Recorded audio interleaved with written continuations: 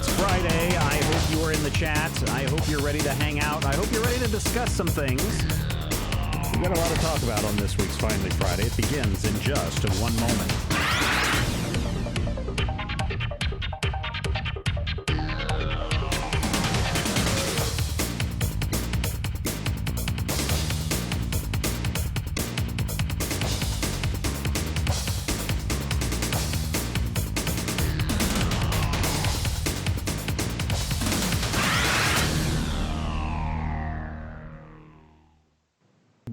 Finally Friday is being brought to you this week by VIP and Major Spoilers patrons from around the world. You can show your support for everything we do by becoming a patron at patreon.com/Major Spoilers. Oh, that's not the right music. Let's do this one instead. Let's stop, and stop all these things. I've got a new soundboard, and so everything is just a little more weird this week. But hey, you're here. I'm here. Ashley Victoria Robinson is right there. How you doing, Ashley? Oh, let's see. Steven needs to do something here because I can't hear Ashley. Okay. Well, I think we'll do it this way. I think we can still hear you. Go ahead. Okay. Hello? All right. Yeah, I think we go. There she is. Great. Now people can hear you. Awesome. Sorry. Nah, not a problem. Not a problem. And look, we've got some people in the chat. Milo is there. Kevin is there. And I know some people are listening over on our Discord server. You can go find that. There's a link in the show notes. There's a link over in Major Spoilers, a whole bunch of places where you can find it. You can go in and hang out with a bunch of people and chat about all the cool things that are going on in the world. Speaking of cool things that are going on in the world, Ashley, what is going on in your neck of the woods? Oh, man. I've got a lot of auditions this week, which is really great.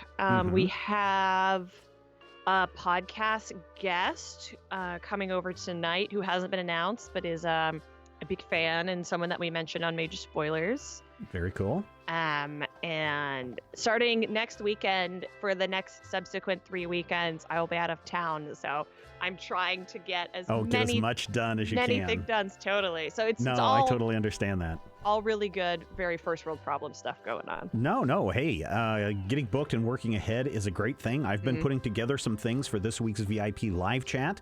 Many people know that one of our goals is to take the Major Spoilers podcast to become a live show, just like this show is a live show, but to get that as a live show. And I've been having someone work on some templates and some other things. And I've got a sample to show everyone tomorrow during the VIP live chat, as well as a bunch of other things that are going on behind the scenes. So I really understand trying to get ahead in the world. I've just got so much going on that most of the time, the furthest I can get ahead is maybe 2 days. I don't think I've got 3 weeks of that in my pocket, Ashley. Well, I don't think I do either, but I'm trying. So one of the things that we've been talking about, or one of the things that I've been talking about probably, I think, for the last month, this is like the fourth in a series, is all about education. Things that I like about teaching, things that I don't like about teaching, things that you as the viewer need to do post-graduation and to further your education for the rest of your life. And this week I thought we'd talk maybe about books. And I know that this may seem a little weird, but I'm going to bring this around in such a way. And I'm curious, Ashley, what books are you reading right now? We'll start this off really nice and easy and just talk about the things that we're reading. So right now I'm reading a bunch of old Strand magazine articles from the first half of the 20th century about Pixie Coleman Smith, who's an amazing artist. She's probably most famous she drew the original, most popular tarot deck. It was called the Rider-Waite tarot deck because she was given no credit, and now it's called the Waite-Coleman or the Waite-Smith tarot deck. And she wrote a lot of essays for The Strand, which was the London magazine where Sherlock was originally published as serials. She wrote a lot of articles about her creative process because she had synesthesia, so she would paint pictures of the music that she saw in her brain. Yeah, that's neat. I mean, I'm sure it's not neat to have that. I don't think it's necessarily debilitating, but I imagine it must be strange. Yeah, it's got to be. Hey, thanks to whoever just dropped that down on us. Thanks. Thank you. And I just finished the first volume of Spider-Man Renew Your Vows. I'm like a couple years late to that. That series is really amazing. I think there's a real missed opportunity in not giving us action figures for that. But Marvel, there's still time. Come on, come on. Yeah. And I just finished The Queen's Shadow, which is the Padme Amidala YA prose book. Yeah. It How is was that? So good. They do a lot of backward engineering and heavy lifting to explain some of the things that in the movie were kind of like weird or maybe even dumb about the character to justify it. And even though it's one of those books where like nothing major happens because you can't disrupt the overarching story that we know from the prequels, I really, really loved it. And I bullied a friend into lending it to me. So thank you, Victoria.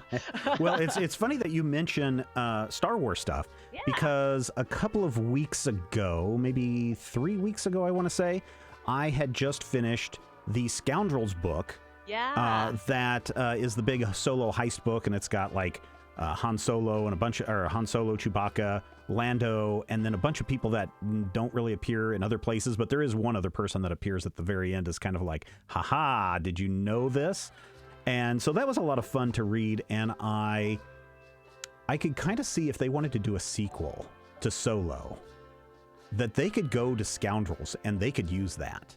I think that would be great. Thank you, Blue Front, for subscribing with Twitch Prime there. So I would really like to see that, but the Strand magazine sounds really cool. I don't know if you follow the Pulp Covers Twitter feed. They're always posting something super interesting with that. Oh, yes, I do. My kind of area that I just like to dive into are detective books. I loved the Lou Archer series that I blew through last summer, made it through all the rest of the Lou Archer books, and just loved those. But years ago, I had seen a movie called Bubba Hotep, and it's about what if Elvis Presley, faked his death, and then the fake Elvis died, and he couldn't come out of hiding, and so he spent the rest of his life as an Elvis impersonator. Winds up in an old folks' home where he meets John F. Kennedy, whose brain has been transplanted into a black man, and then a mummy comes and is killing people, and so that's by Joe R. Lansdale, and so. About, I want to say last year, I kind of picked up the first and second of the Hap and Leonard books. Now, these are a white pacifist and a black Vietnam vet. And this takes place, I haven't pinned down the exact timeline, but it's got to be like the early 90s because they were both, one of them got sent to Vietnam, obviously. The other one went to jail because he didn't want to fight in the Vietnam War. And they live in East Texas, and they're both kind of poor, but they get into these very wild adventures. And so these are relatively short books. There's a TV series called Hap and Leonard that's, I believe, on AMC that has the guy from The Wire, the big spooky guy that, and a spoiler alert, gets killed in the last season or the second to last season. I've never seen it. Oh, man. The Wire is... Sorry, Ryan Sands, who was also in The Wire and is a big Major Spoilers fan. Oh, I didn't know he was in The Wire. Yeah, he's like a smallish part, but he was in The Wire. Yeah, I'm going to have to see... see who the... I'm sure somebody's going to shout it out, who plays Leonard in the series, Leonard Pine. But it's a really good series. So just last week... 2 weeks ago, right after I was done with Scoundrels, I picked up Mucho Mojo, read that in like 2 days. Then The Two Bear Mambo, which I read in 2 days. Then Bad Chili, which I read in a day, and Rumble Tumble, which I read in a day. Wow. And there are 22 books in the series. Now, a lot of people are like, Stephen, how do you have time? Somebody mentioned this in the Discord, in the reading channel that we have. Stephen, how are you reading these so fast? You're such a busy person. How can you read these books?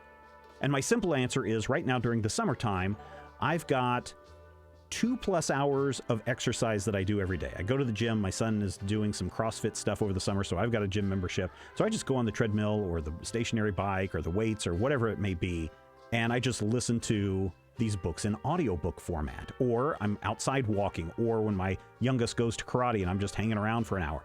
I'll put those in and I'll focus and I will read a book via audiobook.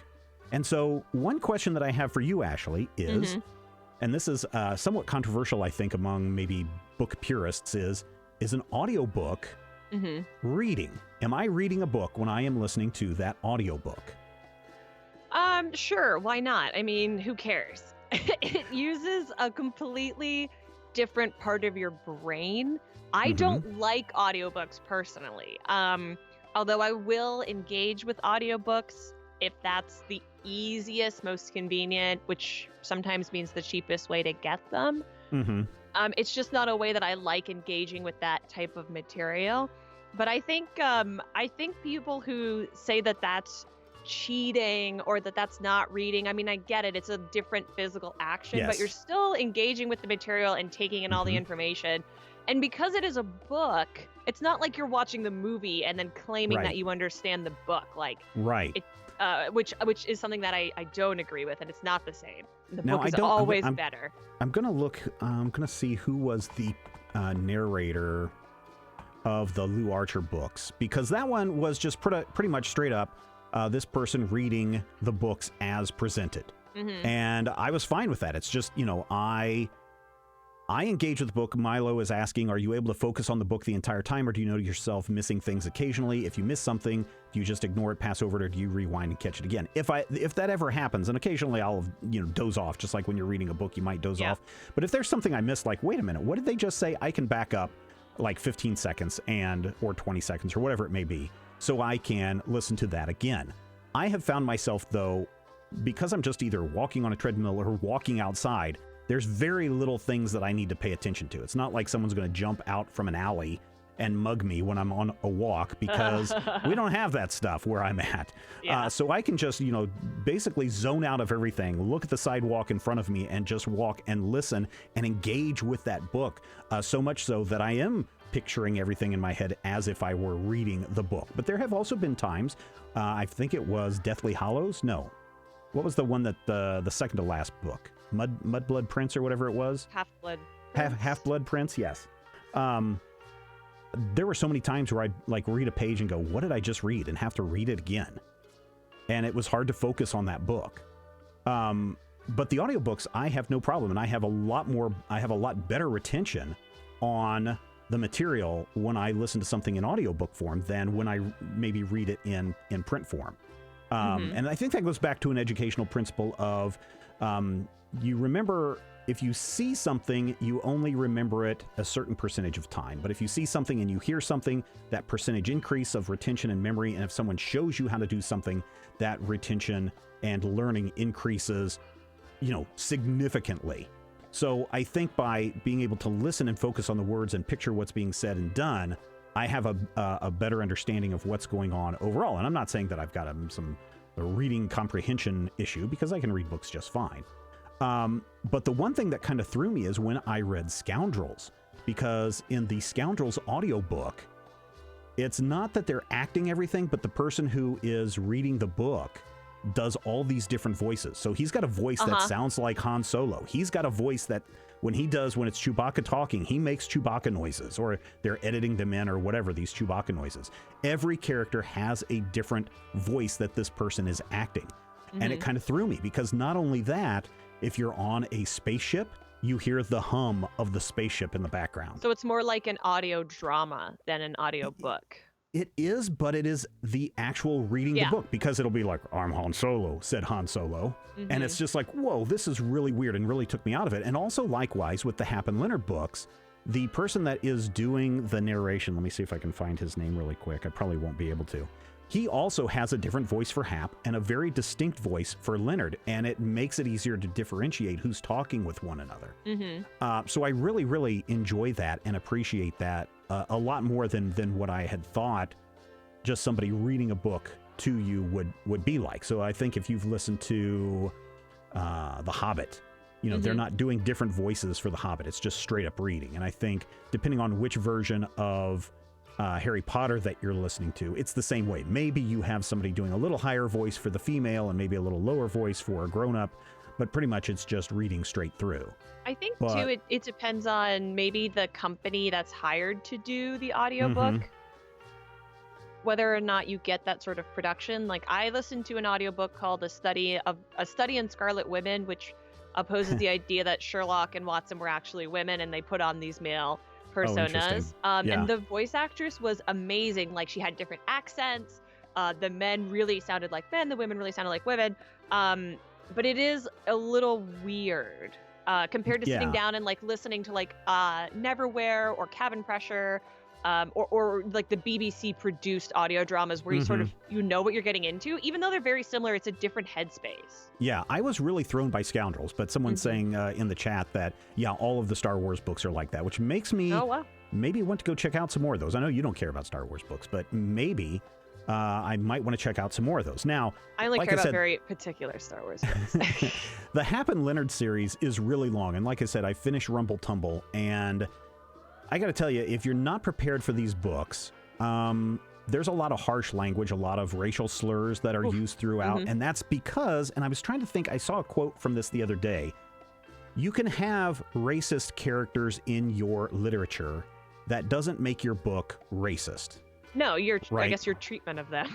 Yeah. So in this case, you're in the South, you're in East Texas, you're in the early 90s. Leonard, not only black, so he's getting a lot of the N-word, but he's also gay, which is really interesting as a dynamic because Hap is not. And yet these two are so close with one another that they'll joke with one another and they'll talk about things that go on between men and women and men and men. And it's very fascinating how Lansdale treats this, not in a way to make fun of or to put down the culture, but to show that, Leonard is the one that's ready to go and fight. He's the one that's going to go and punch your, choke you to death. And there's a lot of killing in these books too. But I find them very, very fascinating. But Rumble Tumble ended in such a dark kind of way that I had to take a break from that. And so I picked up Joe R. Lansdale's other book that he has written, or another book that he has written that I'm reading right now called, let me see, what is the name of this one? It's actually a weird Western about this. That feels on brand for you. Yeah, it really does. It's about this 6-gun shooting preacher man. It's called, what is the name of this one? Dead Man's Road. Nice. And it's a really novella and a bunch of short stories that are combined together. But it's a story about a preacher who is traveling again in Texas and comes upon this town that has been cursed. And there's a zombie invasion. And I didn't get to finish the story today. But there's the 4 heroes are stranded in the church with the zombies breaking through and curses and everything. And it's really kind of interesting. So I kind of dig that too. And that's also kind of on brand for me. Yeah, totally. Someone as Milo is saying, Stephen, have you ever heard of Utini? It's a service website that's focused entirely on Star Wars book. A friend of mine That's the sound the Jawas works make, for them. Utini. Yeah, Utini. So that's interesting. I will have to go and see what that is about. But okay. Yeah, Scoundrels is really good. I think that's Filber. I really enjoyed Scoundrels a lot. And if they wanted to make a sequel to Han Solo or to Solo, set between A New Hope and, well, actually, Scoundrels takes place after episode 4, but before episode 5. So still, I think that would be a very interesting thing to read. But here's the thing. Here's what I wanted to get to today. And this is kind of the point of the discussion. I think we timed this out just right. I'm very concerned in where we sit in today's society, and I know everybody learns differently, so maybe, listening to an audiobook or maybe watching a YouTube video or maybe just reading, maybe those are the best ways that you can learn.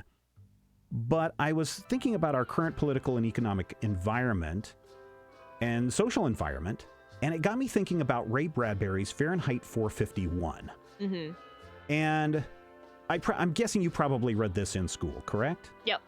Now, when I was in school, which is many years before you were maybe even born, when I read this, we had long discussions about what McCarthyism was, what book burning and censorship was all about, and how, Fahrenheit 451 from Ray Bradbury is this cautionary tale about what happens when the government just starts to censor things and telling you what you can and cannot do. And it's almost kind of I don't know when, it's certainly after Orwell's 1984, but it kind of is also serving as we were told, this message of be careful, don't let people censor books just because they tell you something is bad.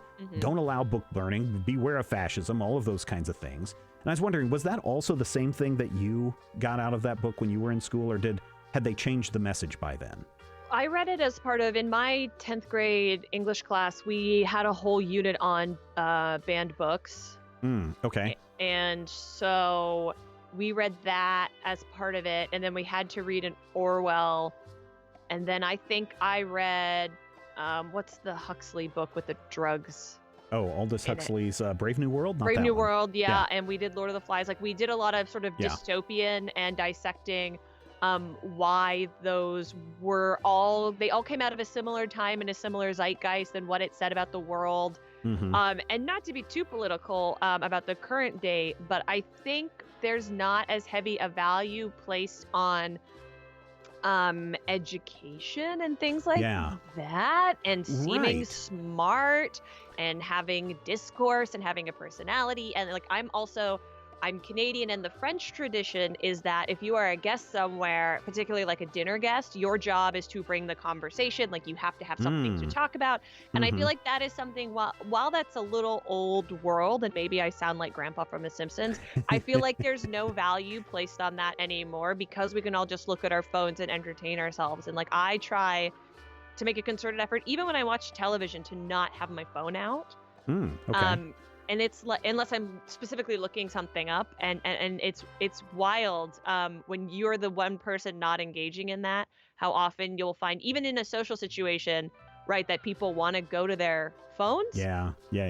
And I think that comes out of this same sort of zeitgeist that you're talking about. Yeah, which is really fascinating, because in 2007, so I forget which year 451 was published, but that's a great question. Yeah, somebody can look it up and let us know. On my magic box. So in 2007, Ray Bradbury was being interviewed, and he said, says 1953. So Ray Bradbury comes out in 2007, and he's like, no. Fahrenheit 451, the message is not about censorship. It's not about the McCarthy era. It's not a reaction to fascism. And I was just watching an interview where he's actually saying these things. Yeah. In essence, he's saying Fahrenheit 451 is a warning message about easy access media. And in 451, instead of reading books, what do you have? You have easy access to television, you have access to games like video games, and you have access to cheap pornography. And that is how the government is keeping everyone kind of under control. And according to Ray Bradbury, Fahrenheit 451 is a warning message about those types of media making you a moron. And I was really taken by that, because I had not heard that interpretation, especially from the author himself, that, no, my intent was to television, radio, things that hadn't even been developed yet are going to make you stupid. And I think perhaps we read the McCarthyism thing into, I hadn't heard that either. We read that into is because the book was banned, and it did suffer under the weight of that era. So perhaps that's why, because that was a social stigma around it. That's why we embrace that.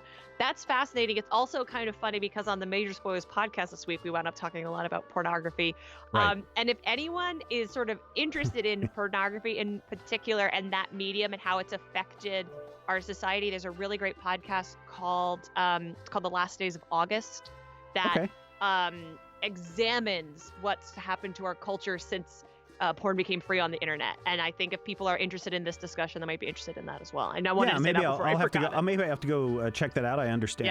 I have no problem with pornography, again, providing that it's safe and that everybody involved is a free participant and no one's being forced into it and no one is being abused or anything like that. Sex work is real work. Just funny that it's come up like twice in the course of a week for us. No, but I find Bradbury's interpretation of him saying, no, this is about the idiot box. This is about people being stupid. And I keep thinking every time he would say those kinds of things, I'm like, well, when you think about reality television, when you think about the things you were just talking about, how we want to just look down at our phone and see, oh, what's the latest Instagram, or what's the latest tweet, or what's the latest little nugget of information. And I've said for years that reality television is making us all dumb and is making celebrities out of people who don't deserve to be celebrities.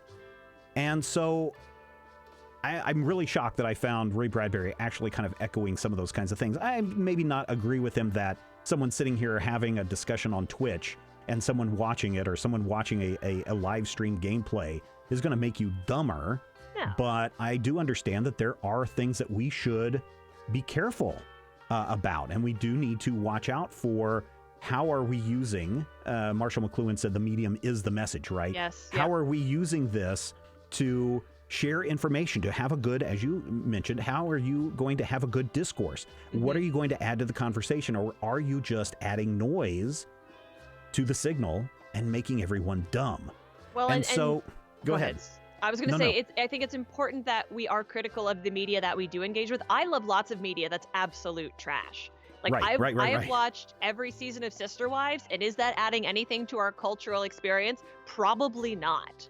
But I enjoy it, and that's fine, and there's nothing wrong with engaging with media that's not necessarily intellectually stimulating, but there is a lot that is. Like, if you think about, for example, the Food Network, where there's a lot of fluff.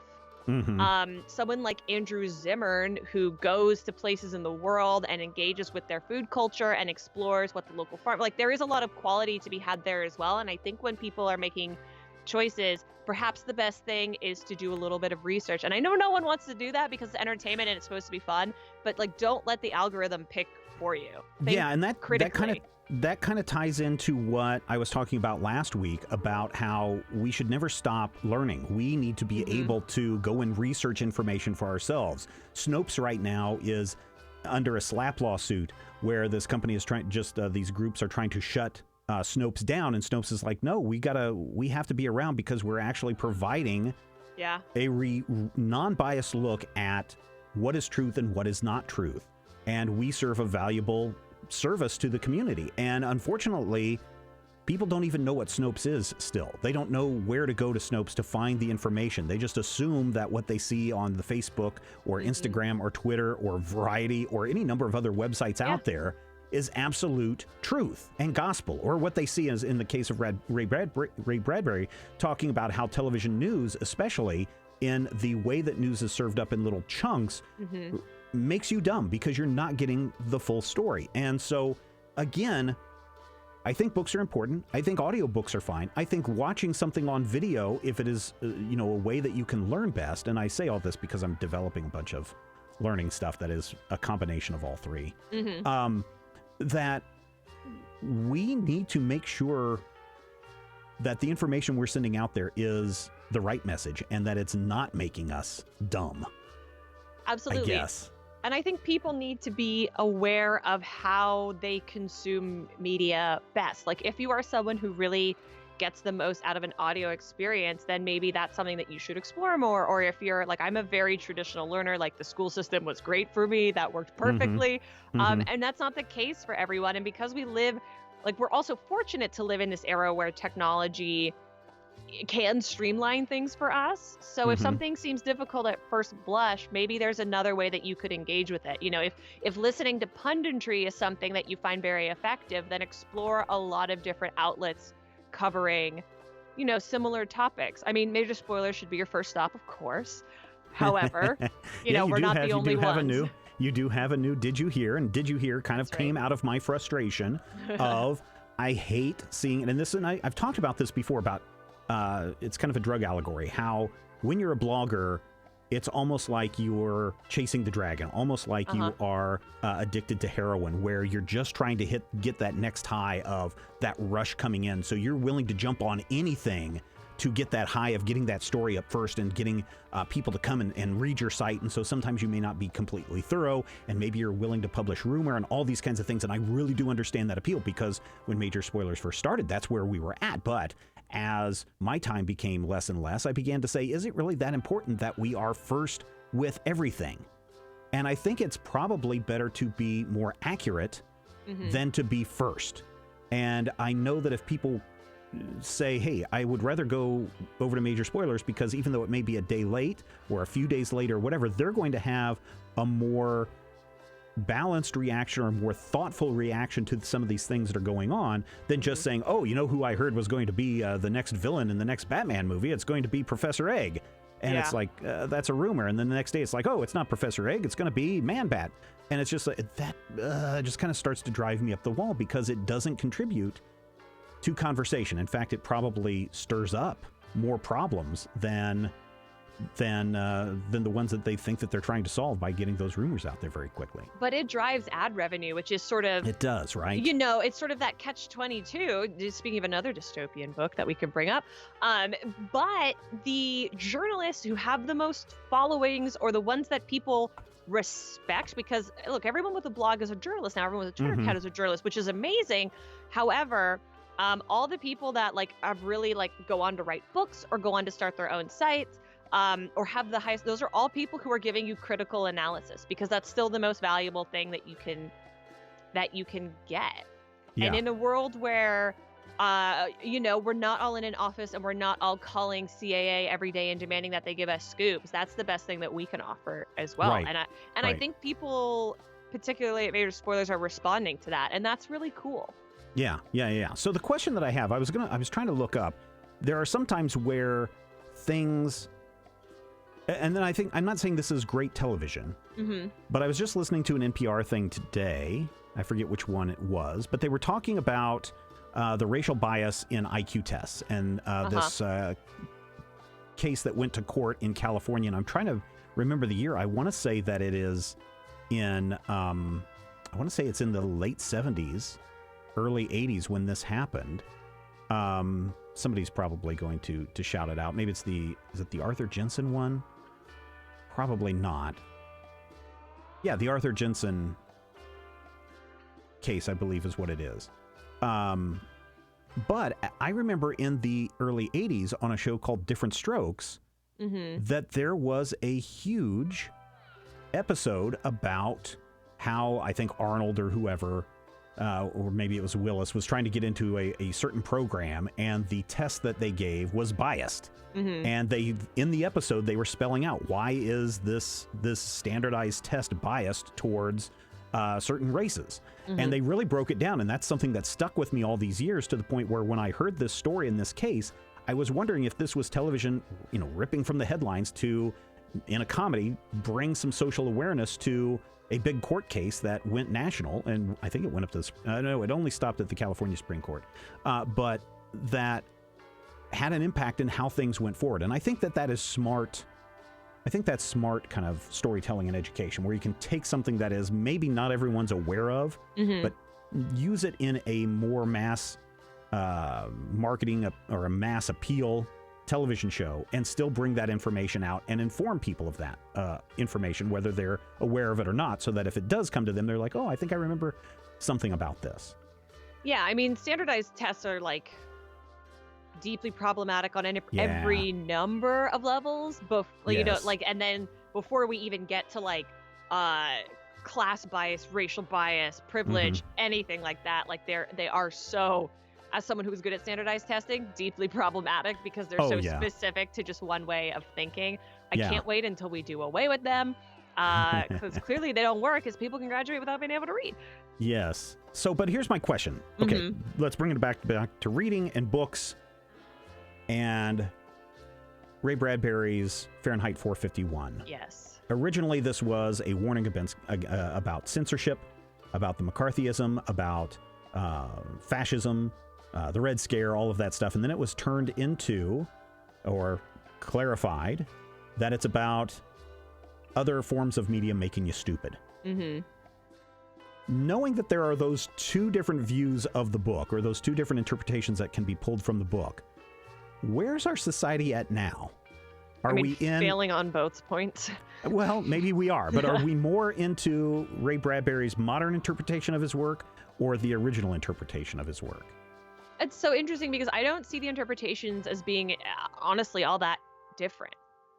Again, I'm going to try to not dive too much into current events or the current climate. But we are bordering on these issues with freedom of speech and with freedom of the press and with censorship, because people aren't engaging thoughtfully with the media that they consume. Right. I know lots of people who proudly tell me that they don't read, which I find baffling. John Waters has a great quote, and I will leave out the swear word, but he said, if you go to someone's house and they don't have books, don't sleep with them. And I 1,000% think that we should all adopt that as a way to control our population. That's very fascinating. And again, I think those two interpretations, I don't think they're wholly separate from each other, unfortunately. I think if you came to my house, you'd be like, Stephen, where are all your books? Because I have a very few selection of books, because Again, I love to read. Yeah, but some people don't have any books. Yes, I know. But the problem is I run out of space. And I know some people love. And I know Marie Kondo got everybody hot and bothered when she's like, hey, if these books don't bring you joy, get rid of them. Mm-hmm. But years ago, when I first moved to Atlanta, and I said this, I think, last week on Finally Friday, that in the first year of getting out of school, I learned more in that 1 year than I did in the previous 4 years. I also had access to books that covered the material that I was more into. It was more readily accessible than what I could get in the small town that I was growing up. Problem was, I would go home every night from, or at least once a week, from downtown Atlanta, and I would have a backpack that would have 100 pounds of books in it because I was buying books and reading books and just devouring books. So when something like the Kindle Fire or the Apple iPad comes out, and I can now read those books in electronic form, this is the heaviest that my hand ever gets, and I have access to all of the information in the world right here on my fingertips. So I guess if people are actually reading books using devices like this, then more power to them, and maybe you should, quote unquote, sleep with them, Ashley. Yes. I guess my interpretation of how to, where does Fahrenheit 451, what message is it leaning towards more in today's society? I've been thinking a lot about this over the last couple of days when I discovered this, because part of me wants to say that we are very close to falling back into that era of when this book was first published, of everybody reporting on everybody and censoring everything that is available and out there, or attempting to censor everything that is out there. And we are almost on that precipice of tipping over that edge into full on, oh yeah, we have to censor everything on the internet. We have to censor everything everyone says. But on the other hand, even when times are good, quote unquote good, and you can define good however you want. Absolutely. That idiot box, and especially with the rise of reality television, firmly makes me want to agree with Ray Bradbury in 2007 when he says we have to make sure that education, or we have to make sure that books are there to keep people from being stupid. And I don't want anyone to be dumb. So I would suggest that you go and pick up a book this weekend. Go and read something. Comic books are fine. I think comic books are definitely a legit form of literature and reading. So if you're going to pick up some comic books, go and pick up some comic books. But Ashley and I have both talked about at the beginning of the show some of the great books that we have been reading, or at least books that we're enjoying. Now, I'm going to bet that people are going to look at some of these Hap and Leonard books. If you pick up the first one, and if you've even seen season 1 of the show on TV, you might be a little hesitant about reading the rest, but maybe you're going to pick it up and find a new favorite book. If you've never read Lou Archer, definitely go and read those detective books. They are so good. But go and read something. Don't just read the TV guide, or don't read the TV listing and then just sit in front of the Cake Off show on the Food Network. Watch something to make you a little smarter. Watch some YouTube videos that teach you things. Question the things that people are spouting online. And don't be a dummy, I guess. Right? Yeah. Ashley's no dummy. She's so busy all the time. You can go read her articles over at Major Spoilers. She went and saw a movie, I think, this week, right? Was a secret movie that you went to go see this week? It's not a secret. I went and saw Toy Story 4 this week, and did a little video review. Just sent it over to Steven, so I'm sure that'll be up. That will be up probably soon. Is there an embargo? No, the embargo's up. Oh, okay. Okay, so that'll be up probably tomorrow. So many things going on here at Major Spoilers. Don't forget, where else can people find you at, Ashley, now that you're taking a drink? Yep. You can also find me on the Major Spoilers podcast. You can find my podcast, Geek History Lesson, in the Major Spoilers master feed. So just go and subscribe to all of that. And find me on Twitter and Instagram at Ashley V. Robinson. The V is very important. That's right. And you can find all of our stuff down here at the bottom of the screen. And of course, we will have our Twitch game stream tomorrow afternoon. We also have our VIP live stream tomorrow. So you're going to want to check that out if you're a Gold patron member or higher. And you can ask your questions about what's going on. What are we doing next? We are going to reveal some cool things, I think. We're going to give you some updates on some statistics of the site. All sorts of stuff coming up this weekend, and a whole bunch of stuff next week. It's all at majorspoilers.com. Thank you so much, everyone, for checking us out this week. Thank you to everyone who is in the chat. Thank you to everyone who's joined our Discord. And we will see you next time when it's finally Friday. Take care, everyone. Bye-bye.